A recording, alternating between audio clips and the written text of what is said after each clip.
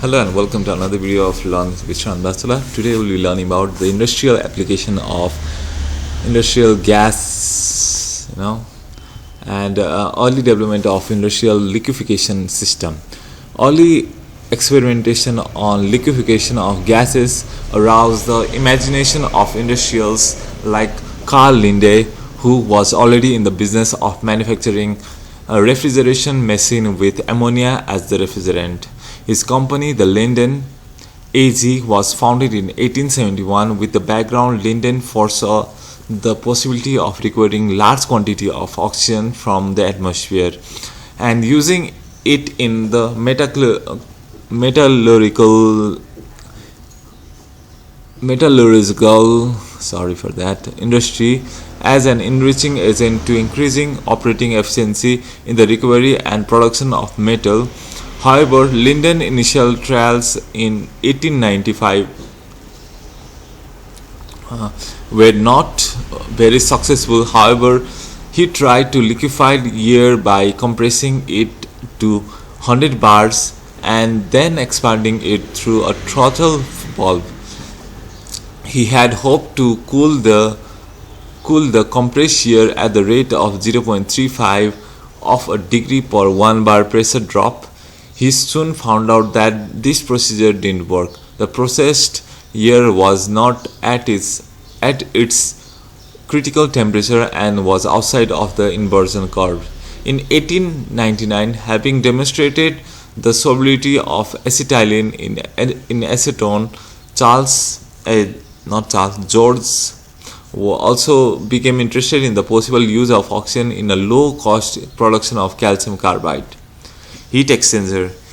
In all the early experiment of the liquefaction of air and other gases, a crude apparatus resembling a counter-current heat exchanger was used to help pre-cool the gas to the procedure.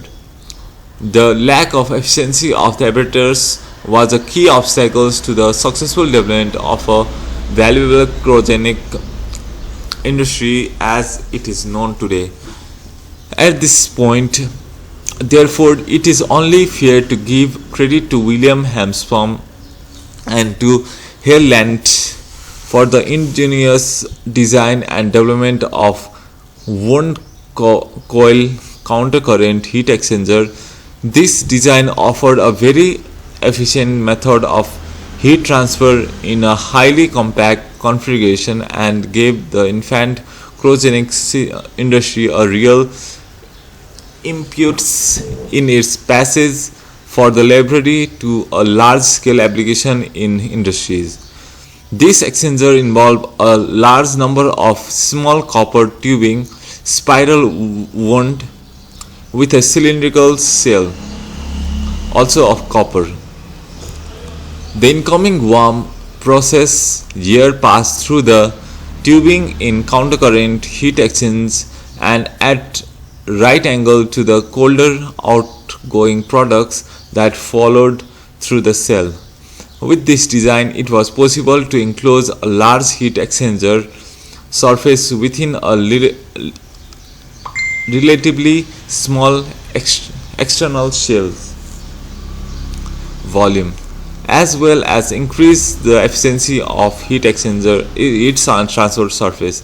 It was the development of this concept that enabled Linden to launch the first industrial air liquefaction machine in 1896. In fact, some people call the process the Linden-Hampson cycle for air liquefaction. Although this heat exchanger design is still being used for many applications, especially for liquefaction of large quantity of natural gas, it has been supplanted to a large extent by the development in 1950 of the Bazard aluminum extended surface plate fin exchanger, better known as BAX. The latter exchanger offer an extremely large surface of heat transfer which can be packed in a relatively small space.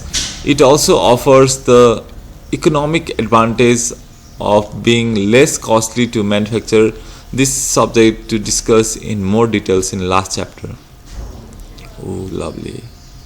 So we'll do this much today and expansion machine in next class. Okay, thank you for watching. See you in another video. Bye bye, take care.